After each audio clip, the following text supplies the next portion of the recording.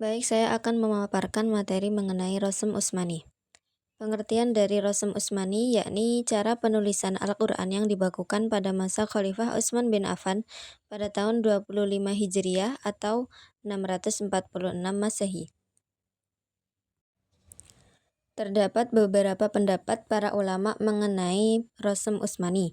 Yang pertama yakni mayoritas ulama mengatakan bahwa Rosem Al-Quran adalah tauqifi. Maka bila mengikuti pendapat ini, hukum Rosem Usmani adalah penulisan Al-Quran adalah wajib. Pendapat ini didukung oleh Imam As-Suyuti dengan dalil firman Allah dalam surat Al-Alaq ayat 4-5, yakni alladzi 'allama bil qalam 'allamal insana ma lam ya'lam, dan Al-Qalam ayat 1 wal qalami wa ma yasturun, bahwa setiap huruf-huruf Al-Qur'an itu sudah ada sejak Allah ajarkan kepada Nabi Adam alaihi salam. Kemudian pendapat kedua, sebagian ulama mengatakan bahwa penulisan Al-Quran bukan tauqifi, tetapi hanyalah ijtihad para sahabat. Kelompok inilah seperti Al-Qadhi Abu Bakar membolehkan penulisan atau rasm Al-Quran tidak harus usmani, yakni bisa berupa rasm imla'i atau penulisan menurut kelaziman pengucapan, seperti as-shalah, az-zakah dalam rasm imla'i berbeda dengan as-shalah, az-zakah dalam rasm usmani.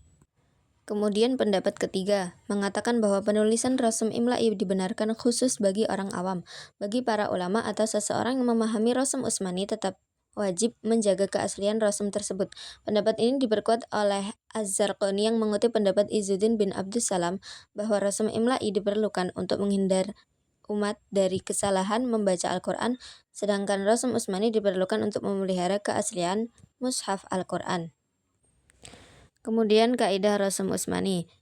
Rosem Usmani memiliki 7 kaidah, yakni yang pertama al-hadzaf, membuang, menghilangkan atau meniadakan huruf, yang dibagi menjadi 5. Yang pertama menghilangkan alif pada yakni da, hak tanbih, dhomirna di tengah kalimat, isim ajam, jamak mudzakkar salim, jamak muannas salim, alif tasniyah di antara dua lam, beberapa lafaz khusus.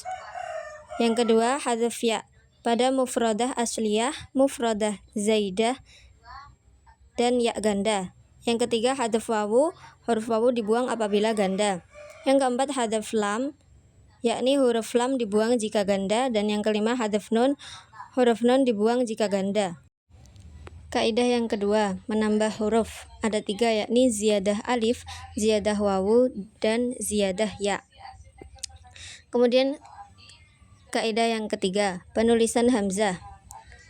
Penulisan hamzah itu terbagi menjadi 2, hamzah di awal kata, dan yang kedua hamzah setelah huruf mati di tengah kata. Yang dibagi lagi menjadi 5, yakni tanpa dudukan, tanpa bentuk. Yang kedua ditulis dengan bentuk alif secara ittifaq. Yang ketiga ikhtilaf antara memakai alif atau tanpa bentuk. Yang keempat ittifaq memakai ya. Dan yang terakhir terletak setelah alif, hamzah ditulis sesuai dengan huruf yang sejenis harokatnya. Kemudian kaidah yang ketiga, membuang rosm hamzah. Yang keempat yakni ibdal atau penggantian huruf, yang dibagi menjadi 3.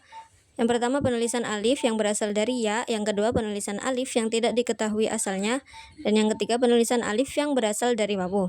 Kaidah yang kelima yakni al-wasl dan al-fasl, penyambungan dan pemisahan kata. Kaidah yang keenam ini penulisan hak taknis, dan yang ketujuh penulisan kata yang mempunyai 2 bacaan.